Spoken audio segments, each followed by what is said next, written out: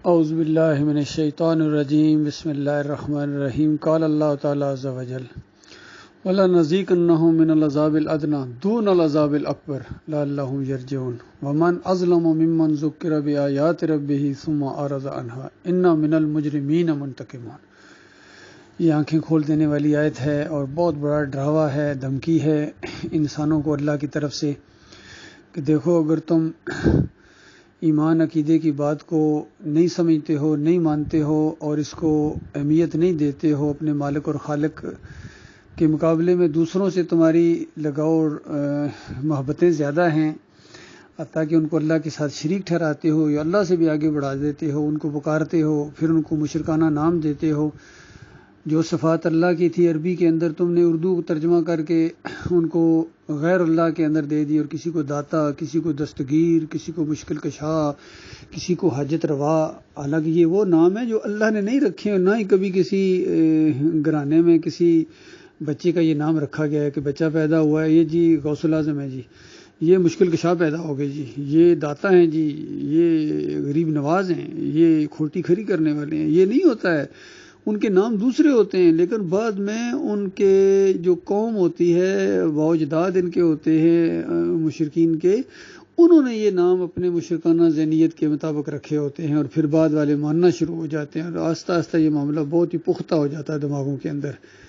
اور پھر اگر یہ کہا جائے کہ یہ داتا نہیں ہے، یہ دستگیر نہیں ہے، یہ مشکل کشا نہیں ہے، تو عام پبلک ہے وہ کہتے ہیں ان کی آپ توہین کر رہے ہیں۔ حالانکہ کوئی توہین نہیں کی ہے، یہ بلکہ شرک کا رد کیا ہے، اور ان کی اصلی حیثیت بتائی ہے کہ یہ بندے ہیں سارے، اس میں اگر جو نیک ہیں تو اللہ نے ان کے اوپر کرم کیا تھا، اور باقی اگر کوئی نیک نہیں ہے اس کو بھی تم نے اپنی مرضی سے اپنا بنا لیا ہے، تو اب وہ تو اپنے انجام کو پہنچ گیا جہنم کے اندر، تو تم اس کو اب نہیں بچا سکتے ہو، بلکہ تمہاری شرک اور کفر کی وجہ سے اس کے عذاب کے اندر اور اضافہ ہوتا ہے، کیونکہ وہ خود اسی طرح کا بندہ تھا، اسی طرح اگر چاہتا تھا۔ باقی جو نیک لوگ ہیں، انبیاء ہیں، انبیاء کے ساتھی صحابہ اکرام خاص کر، تو انہوں نے تو اس چیز کی تعلیم ہی نہیں دی تھی۔ تو یہ آج جو عذاب کی لپیٹ میں ہے یہ پورا ملک، اور دوسری جگہوں پر بھی یہ سیلاب کی ریلیں آ رہے ہیں، دیکھ کے عقل حیران ہو جاتی ہے کہ اللہ تعالیٰ کی یہ کیسا نظام ہے۔ اس سے پہلے جو زلزلے کے ساتھ تباہی آئی تھی شمالی علاقہ جات کی، تو اور یہ جو ابھی آئی ہے سیلاب کی شکل میں ان دنوں میں، یہ تو اس سے بھی زیادہ لگتی ہے۔ تو اللہ کے بندوں غور کرو، اللہ تعالیٰ تمہیں کچوکے لگا رہا ہے، اور یہ کیوں ہیں؟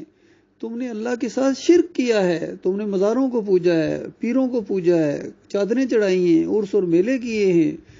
اور نعرے لگائے ہیں یا علی مدد کے، یا رسول مدد کے، اور 11ویاں بانٹی ہیں ان کے نام کی، 12ویاں، اور جناب یہ 10 محرم کو جو تم نے کیا ہے، اور پھر غلاموں نے جو آزادی کا جشن منایا ہے۔ عقل حیران ہے کہ خواتین کے ڈانس سنا ہوا ہے، میں نے تو نہیں دیکھے لیکن خبروں میں یہ چیزیں سنی ہیں یا پوسٹوں کے اندر کہ انہوں نے خواتین کے ڈانس کروائے ہیں، اور ان کے وہاں علماء بیٹھے ہوئے تھے، یہ دین نافذ کر دیں گے۔ اور دوسرے حضرت بھی جو کہتے ہیں مدینہ ریاست میں بنوا دوں گا، اس کے جلسوں کے اندر بھی خواتین کی جو فحاشی کی نظارے ہوتے ہیں اور پھر مشرکانہ نعرے ہوتے ہیں۔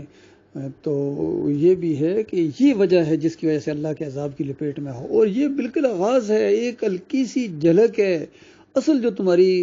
درگت بنے گی نا، تمہاری خبر لی جائے گی وہ مرنے کے بعد، جیسے مرو گے بے ایمانو، چاہے تم دنیا میں بڑے اعلیٰ حضرت تھے یا ابو الاعلیٰ تھے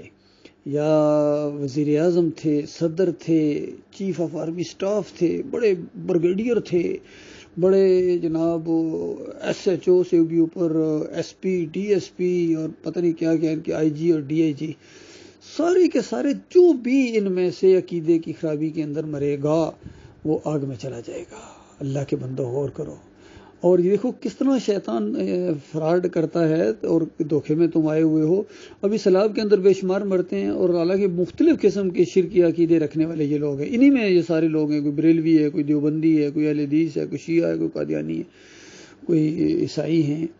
بہرحال جو مرتا ہے وہ جی حدیث میں آیا ہے کہ جو ڈوب کے مرے گا وہ شہید ہے، اور تمہارے لیے نہیں ہے، وہ مخلص مومنوں کے لیے ہے۔ مخلص مومنوں جو شرک کے دشمن ہوں، مومن ہوں، اللہ کے بندے ہوں، یہ ان کے لیے ہے کہ جو ڈوب کے مرے گا وہ شہید ہے، جو دب کے مرے گا وہ شہید ہے، طاعون میں جو مرے گا وہ شہید ہے۔ جو پیٹ کی بیماری میں مرے گا شہید ہے، خواتین اگر ڈلیوری کے کیس میں فوت ہو جاتی ہیں وہ شہید ہیں، اور باقی جو تبلیغ کے لیے بھی جاتا ہے وہ تو بہت ہی اونچے درجے کا شہید ہے، خالص توحید کی تبلیغ کرنے کے لیے، رد شرک کے لیے، اللہ کے دین کی سربلندی کے لیے تبلیغ کرنے جاتا ہے، حالانکہ جنگ نہیں ہے ابھی، تو وہ بھی اگر مارا جائے، کوئی اس کو اللہ کا دشمن مار دے، کوئی مسلک پرست، کوئی پیر پرست، کوئی فرقہ پرست اس کو مار دے کسی طریقے سے، تو یہ بھی شہید ہے، اور وہ اگر آخری مرحلے میں دعوت داخل ہو جائے قتال فی سبیل اللہ، پھر تو کہنا ہے کیا، اس وقت بھی جو مرتے جائیں خالص اللہ کے راستے میں شہید ہیں۔ باقی کوئی شہید نہیں ہے، یقین کیجئے، پوری دنیا تمہیں شہید کے، پوری دنیا کے پھول تمہاری قبر کے اوپر، اور پوری دنیا تمہیں سلامی دے، اور شہداء اور کیا کیا تمہیں القاب دے، تم جنت کی خوشبو نہیں پا سکو گے، کیونکہ تم جمہوریت کے راستے کے شہید ہو، کوئی بریلویت کے راستے کا شہید ہے، کوئی دیوبندیت کے راستے کا ہے، کوئی اپنے وطن کے لیے لڑتا ہے، وطن کی محبت، وطن کی محبت، وہ ترانے بھی ہیں اس طرح، بھائی ایمان پہلے ہے، وطن بعد میں ہے، لیکن یہ کہتے نہیں، وہ جو کسی شاعر نے کہا نا کہ ان تازہ خداؤں میں بڑا سب سے وطن ہے، جو پیرہن اس کا ہے وہ مذہب کا کفن ہے، یہ بالکل یعنی الٹی چیز ہے۔ دین اسلام کے اندر وطن کی محبت وہ اللہ کی وجہ سے، توحید کی وجہ سے، کہ اس علاقے کے اندر اللہ کی بندگی ہوتی ہے، یہ ہمارا وطن ہے، ہم اللہ کی بندگی کریں گے، اور یہ کافر مشرک آ رہے ہیں، اس کی حفاظت میں جب مارا جائے گا وہ شہید ہے، اپنی جان کی حفاظت میں جو مارا جائے گا وہ بھی شہید ہے، مال کی حفاظت میں مارا جائے وہ شہید ہے۔ یہ صرف مومنوں کی بات ہو رہی ہے، باقی یہ 11ویں کرنے والے اور سر میلے کرنے والے، یا علی مدد کی پکاریں لگانے والے، یا رسول مدد کی پکاریں لگانے والے، اور محرم کی حلیم کو اٹھنے والے، شربت پینے والے، گھوڑے کو پوجنے والے، اور قبروں کے اوپر چادریں چڑھانے والے، یہ مریں گے تو پوری دنیا ان کا جنازہ پڑے، ان کو معافی نہیں ملے گی، ہمیشہ کی آگ میں رکھے جائیں گے۔ تو یہ مسئلہ ہے تمہارا، اس وجہ سے تمہارے اوپر اللہ کے عذاب آ رہے ہیں، کبھی طوفانوں کی شکل میں، کبھی سیلاب کی شکل میں، کبھی پانی کی قلت ہو جاتی ہے، ترستے ہو پانی کو، نہیں پانی ملتا ہے، کبھی جب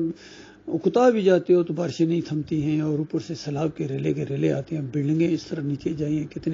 کتنی تکلیف ہوگی ایسے لوگوں کو جو عام حالات میں